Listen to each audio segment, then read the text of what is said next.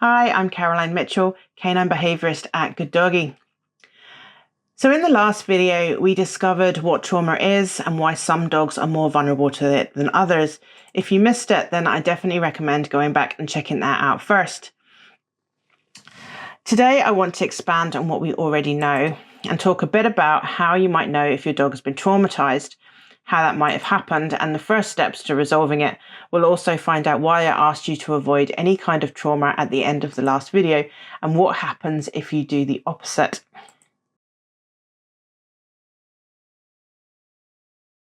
So the big question is, does your dog have trauma? Well, maybe. Lots of behaviour problems can be linked to trauma. Some experiences are more obvious than others. If your dog has ever been attacked or received sudden pain or injury, if they've been the victim of abuse or neglect, these things will stand out as obvious potential causes for trauma. But even things like a shock from a road drill starting up, or fireworks, or getting swooped at by a bird, or being touched by a stranger, these things can cause trauma in just the same way. They may be a bit less obvious, but they are still potentially traumatic events. And there might be some other signs. If you've tried rehab with your dog before, so if you've been struggling with your dog's behaviour, maybe they're quite reactive or they've got anxiety or separation problems, anything like that, and you've tried to work through that problem with them, maybe you've tried lots of training plans or different trainers, but you're finding that you haven't got anywhere, then potentially that could be because your dog has gone into a traumatised state. This will stunt your dog's progress. So maybe you saw some early progress, but now you've seen a regression or nothing is just sticking with them. There are lots of other reasons why this could happen, but it's very likely that it's because trauma is getting in the way. It's worth mentioning as well that the symptoms of trauma may not always be seen straight away. It could take weeks or even months for you to start seeing that trauma coming out. So it may not be easy to attribute trauma to an actual event or a specific time, especially when the experience didn't feel like a big deal to us. Almost anything can cause a dog to become traumatized if they're in a vulnerable state. So we may never know what the cause actually was, but we will see the after effects.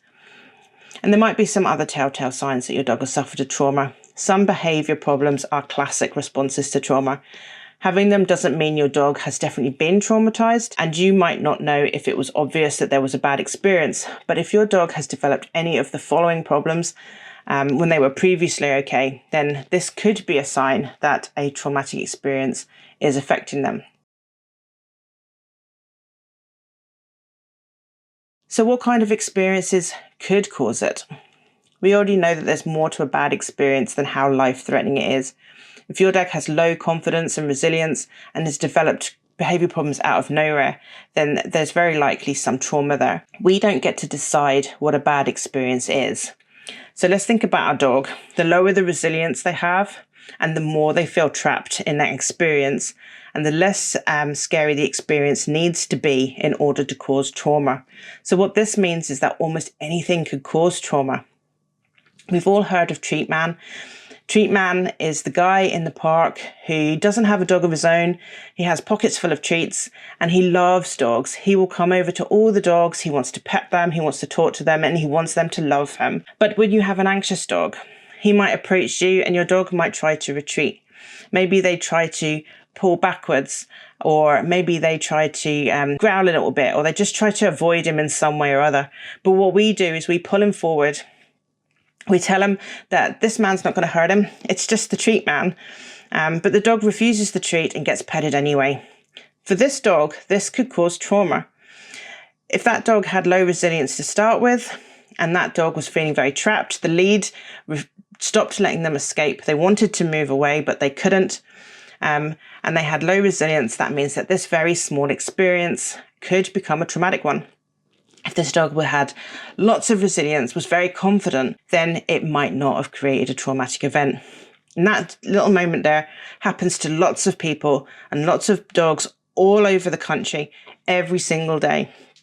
I lose track of the number of times people have told me about Treat Man and how he continues to pursue your dog, even though they're trying to avoid. They don't know how to handle him. But avoiding this man could very well save your anxious dog from having a traumatic experience, which will then have a knock-on effect to their overall mental health and their overall behaviour. Here's some other less obvious causes of trauma. Surgery is a big cause of trauma that people often don't think about. Is there a time when a dog feels even more helpless than when maybe they're coming out of sedation and they're trapped in a cage, they're feeling sick, they're feeling vulnerable? Some of our dogs lash out, and that dog will probably not suffer a traumatic response. That dog has allowed that emotion to be released in a normal way. They've chosen fight. That was the only option they had left, and that emotion has been released. That energy has gone. But the ones that don't lash out, the ones that can't escape, they can't run away, they can't fight, those dogs might suffer with trauma.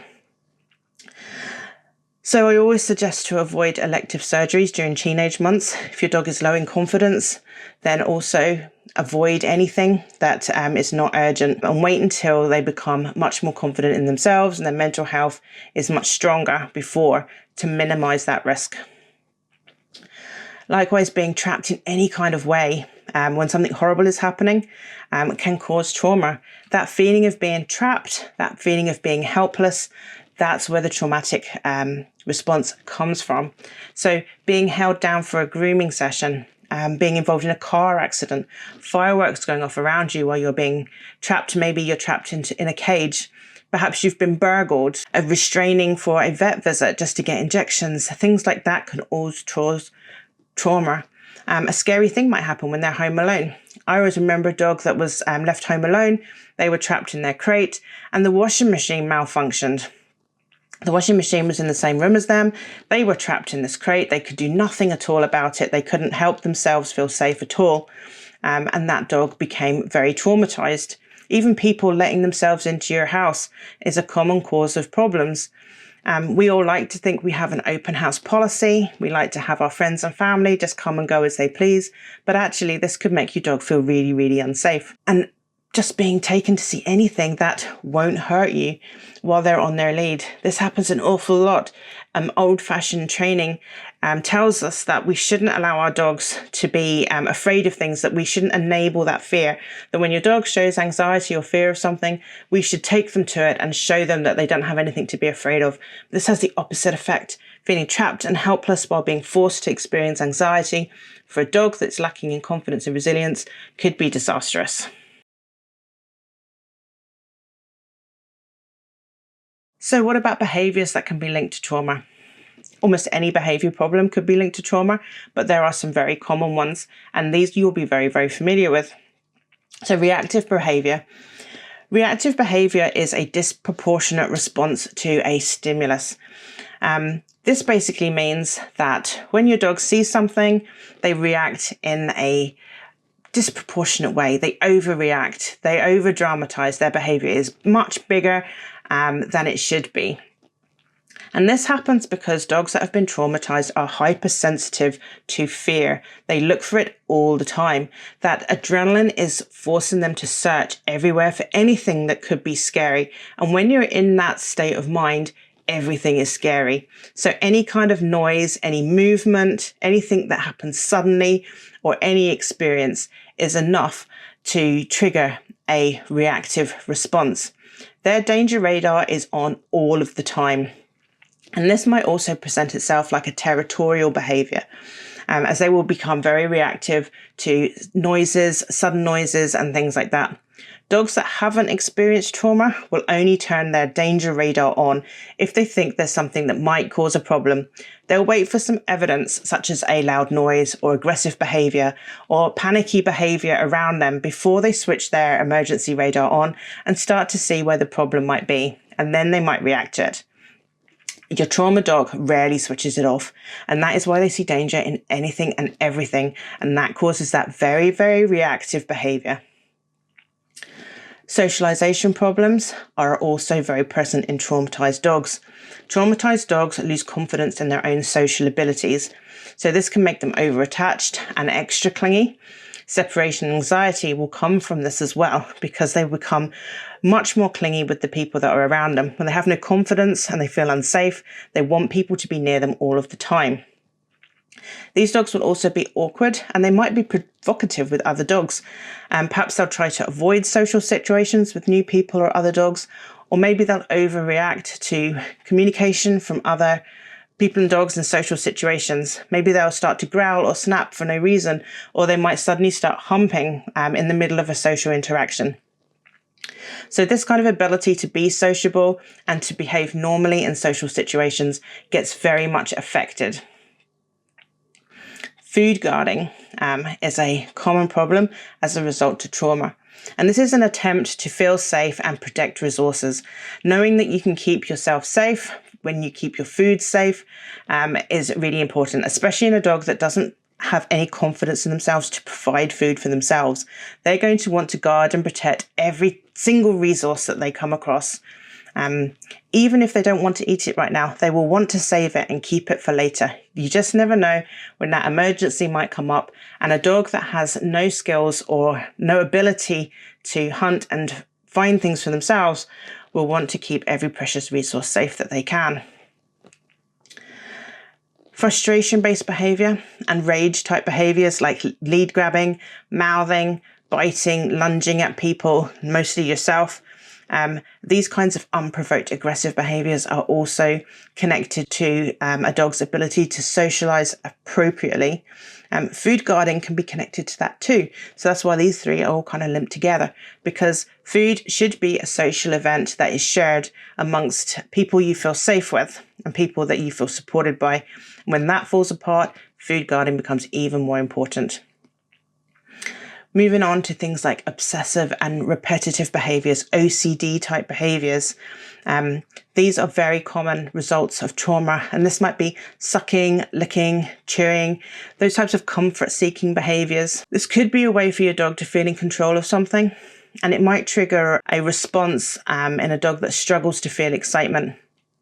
Trauma sufferers' brains change the way that they look for comfort, the way they look for happiness and joy, and it becomes inappropriate. So actually a trauma sufferer might put themselves in positions of risk much more often, which might cause them to have arguments and fights with dogs as well. But self-harm, chewing their feet, chewing the back of their tail, licking to the point of injury, these kinds of things can trigger a response in them which feels a little bit like being alive. It's the closest thing they have. And when they trigger this, that adrenaline hits and it makes them feel good. So those types of destructive behaviours are also very common in your trauma survivor. On the opposite side of the coin, you might see some depression or just a general lack of vitality. You might see that your dog has changes to their sleep patterns. Maybe they sleep more, but more likely is that they'll sleep less. That adrenaline that's making them look for danger all the time will keep them awake a lot. So they'll never really go into a proper sleep because they'll always be ready for the next noise or the next drama, the next piece of danger, anything like that they might have to suddenly respond to. You might see changes to their eating patterns too. Maybe they start eating at strange times of the day. Even when they feel hungry, they might stop eating. Adrenaline and being in fight or flight mode stops dogs from being hungry. So when they're constantly triggered all the time, then they're not hungry for their food. So they might save that until a time where that adrenaline starts to disappear. In your non-traumatized dog, this fight or flight mode will trigger occasionally and switch off straight away again. That won't happen in your traumatized dog. So the opposite of fight or flight mode is rest and digest. And when your dog can't get into that rest or digest state because they're constantly looking for danger, that's why their sleep and their food patterns get changed. So you might find that they wait until everything's very calm in the house, everybody's gone to bed before they suddenly get hungry, or they might want to wait until another time that makes them feel safe before they start wanting to eat or sleep. You might find that your dog suddenly starts suffering with some kind of pain or illness that can't be explained. Trauma can cause physical symptoms, and if you can't find the cause of your dog's limp or suddenly they're shaking their head a lot, then look at behavioural reasons for that. You might see them also lose interest in their toys and their treats, or maybe they'll only take treats in certain places. Perhaps when they're out on their walk, they won't touch their toys or treats, but they will do when they're in the safety of their own garden. So this is also a sign that the brain is very alert. They're looking for a threat. And you know yourself, if you felt unsafe, the last thing you want to do is get out a game and start playing with your friends. Maybe you've seen sudden changes of behaviour as well, such as not getting excited by the dog's favourite things. These could also be signs of depression too.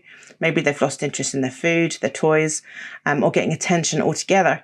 You know, maybe your dog used to love getting attention. He used to love when people come home and he would run to you at the front door and greet you with all the enthusiasm. Perhaps he used to look forward to Granny coming and you would tell him that Granny was on her way and he would get excited just at the notion that she might be coming because she always brings favourite biscuits for him when she comes to visit. So when they start to lose this kind of vitality, this lust for things that usually get them excited, then this is potentially a sign that they've become depressed and that the brain is starting to shut itself down. When the brain does this, it does it to protect itself from further harm. And this can happen when trauma has been very severe or very prolonged, or maybe it's just very repetitive. If it happens over and over again, the dog then might start to go into an emergency mode, which they are trying to protect themselves in. These are the most common reasons, but as I say, almost anything can be a result of trauma. It changes the way a dog thinks, it changes the way a dog reacts to things, and it changes the way a dog behaves. So almost anything can do it. Maybe you've experienced something different to these. Next, I want to talk about how we go about solving it. But before we move on to that, I want to make a quick note here about how to get help. If you aren't sure how to approach trauma recovery with your own dog, if you have any concerns or doubts, or maybe you're not even sure if he has trauma, please get in touch with an experienced positive-only behaviourist who has a good understanding of what your dog is going through and how to help them recover from trauma. Getting this wrong could be damaging, and if you're using the wrong methods, you could end up reducing resilience and put your dog into a state of helplessness. This might look like success, but actually the dog has just regressed deeper into trauma and started to shut down. Find a specialist who has done separate trauma training. Many dog behaviour courses don't go anywhere near enough detail. I've studied trauma in humans and animals for longer than many behaviourists study just dog behaviour alone. We are out there, so please look us up. This kind of training can be done online really easily, just using a series of videos and conversations and asking the right questions. So don't worry if there isn't somebody in your area. I work with dogs all over the UK with huge success and some further even afield. I can do an assessment and bespoke plan for you to help you tackle trauma prior to rehabilitation.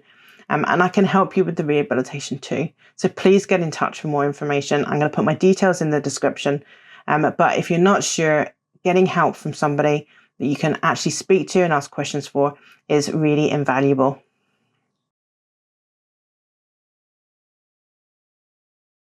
So how do we solve it? So if we think about trauma as being a protective shield for your dog's brain, when the trauma comes on, it's there to protect damage. It's there to protect the dog from experiencing further trauma or irreparable harm. So if we want to fix behaviour while that shield is up, we are not going to be able to get through.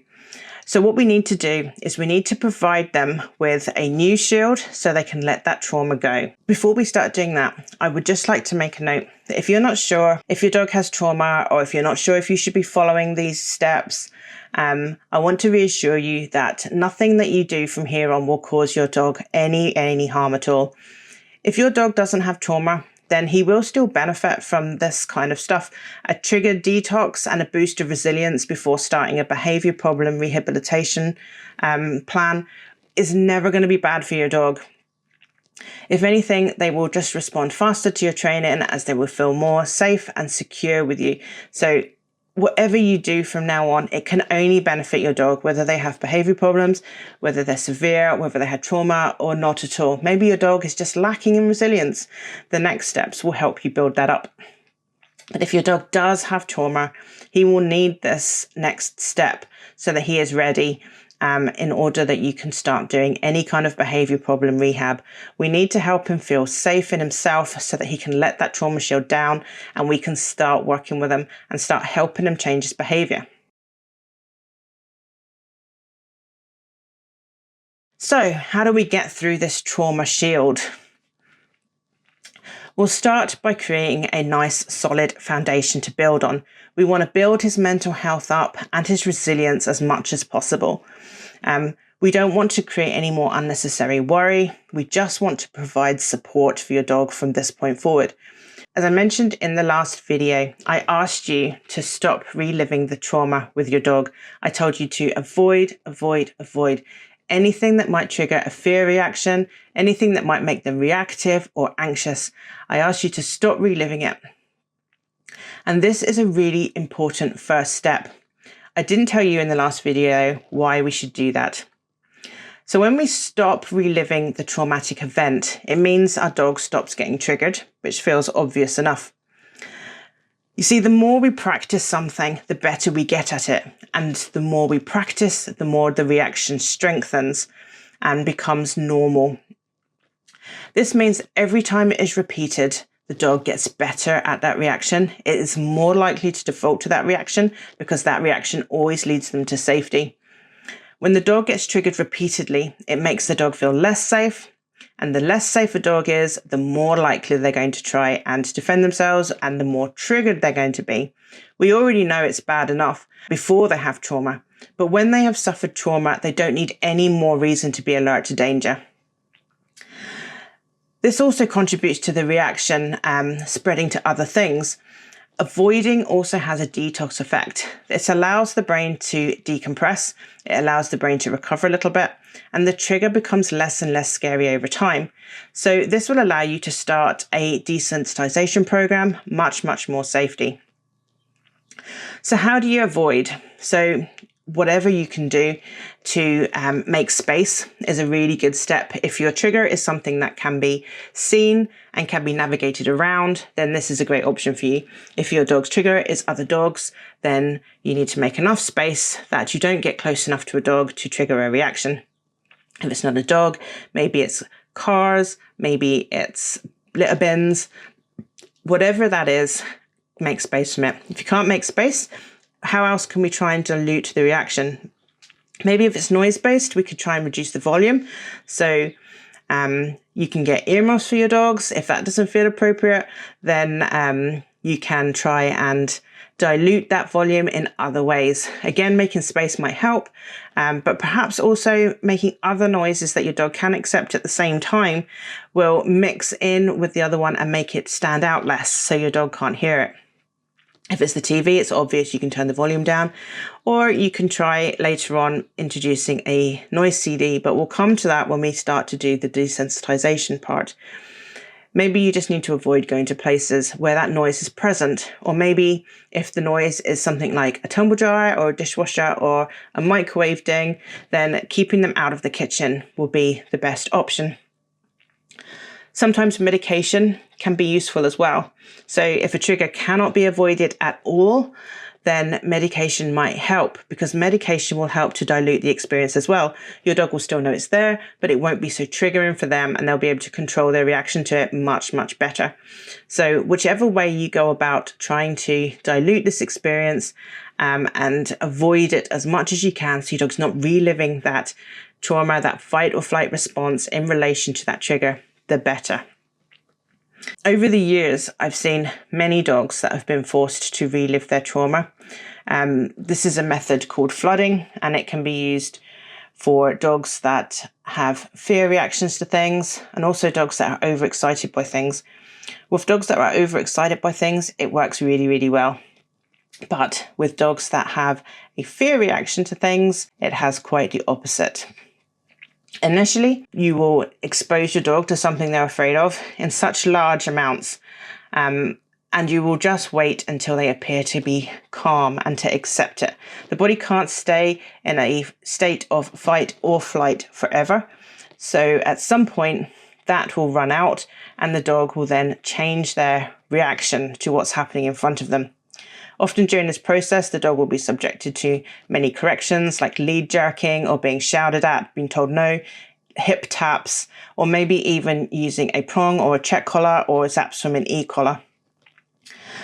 Once the dog has changed their reaction to what's happening in front of them, it will appear to the onlooker that the technique has started to work. The dog has stopped reacting, but actually what's happening here is that the dog is sinking into a state called learned helplessness. And this is what happens when the dog feels that no matter what they do, it's not effective and they just cannot find a way to feel safe. So their brain starts to shut down, and this is to prevent more emotional damage. So I mentioned earlier about dogs being repeatedly exposed to an experience or prolonged exposure to an experience. In order to protect the dog from suffering further trauma and further emotional damage, the brain is now starting to shut down. So essentially the dog has gone a bit numb. They are no longer feeling the fear that they would have been at the start, but this technique is not working. All that's happened here is that they've gone into a severe state of helplessness and they've started to shut down. This is not solving your problem at all. It is just causing more trauma. So this is a good example of how forcing a dog to relive their trauma, relive something that scares them over and over again, can sometimes appear to be working, but actually is not working at all. So once we've stopped reliving the event, we've given our brain a little bit of a break. It's started to decompress a little bit of recovery has started to set in. Then we need to move on to building a nice supportive base for our dog. We know that a lack of support can really destroy resilience. So we need to make a very supportive base for our dog as part of their recovery. Advocating for your dog and watching for important signs that they are not coping and responding in the way that they want you to is the way to start with that.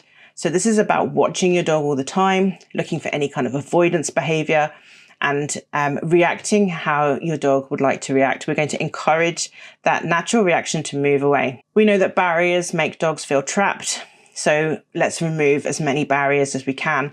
Where possible, we want to avoid letting our dog meet other dogs on the lead. We want to stop using things like crates and stair gates. And we need to stop using anything that might confine a dog against their choice. If a dog would like to hide away underneath your sink because there's fireworks going on in the background, that is perfectly fine. You did not confine them in that space. They found it and they chose it. And they are responding in a flight manner. So we should encourage that, but we don't want to trap them in any kind of situation. We should also try and keep everything as positive as we can. If you've been using them, then this is the time definitely to stop using aversive or punishment-based methods. Traumatized dogs are very sensitive to anything that could be even slightly aversive. Even though we know that these methods might appear to work for your traumatized dog, all they will do is make them feel afraid to act normally. And adding fear to an already traumatized dog is not going to help the situation at all. In fact, the deeper a dog goes into trauma, the more they internalize those emotions and feelings, and the more they'll start to shut down. When that happens, it's much harder for them to recover. So instead, we want to do some confidence building exercises. Really, any kind of basic training will do, as long as it is kept reward-based and fun. You could go over some old stuff that they've done in the past.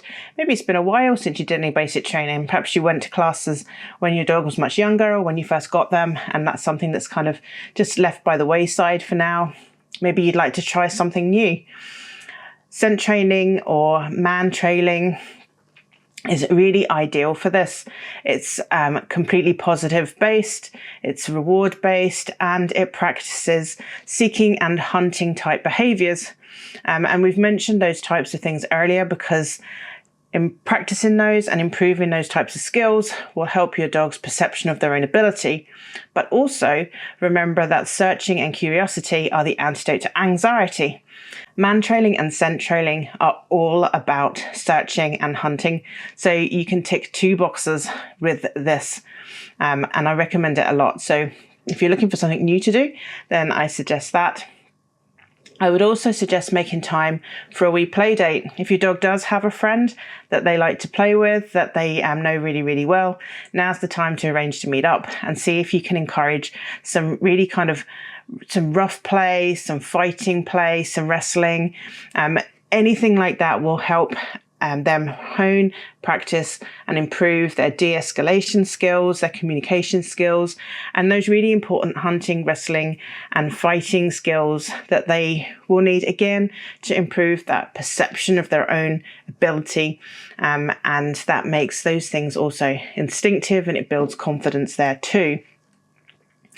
I go on about clicker training a lot, and for very good reason. Clicker training is absolutely brilliant for breaking down trauma. It's super rewarding, it builds confidence and it builds anticipation, which feels really, really good.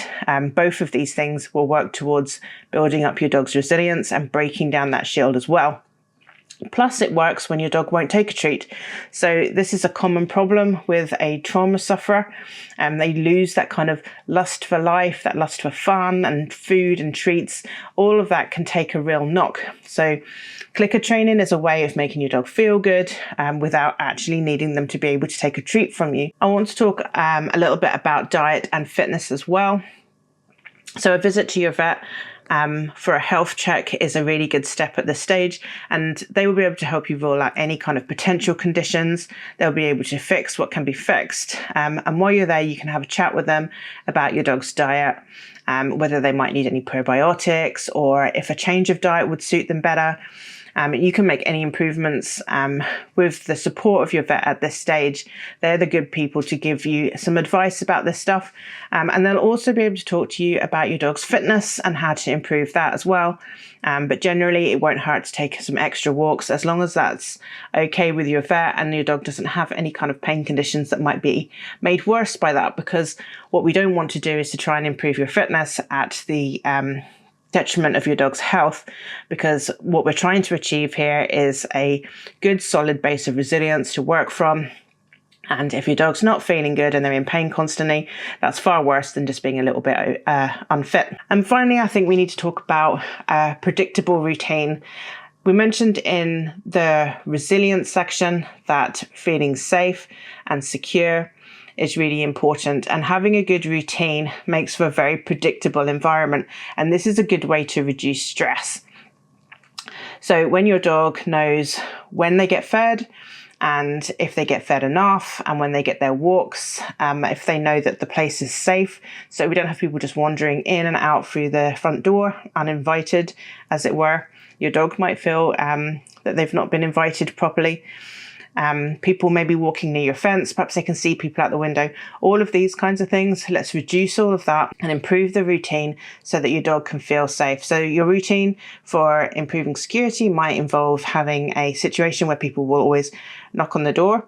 Then you will answer the door with your dog nearby where they can watch and see this happening.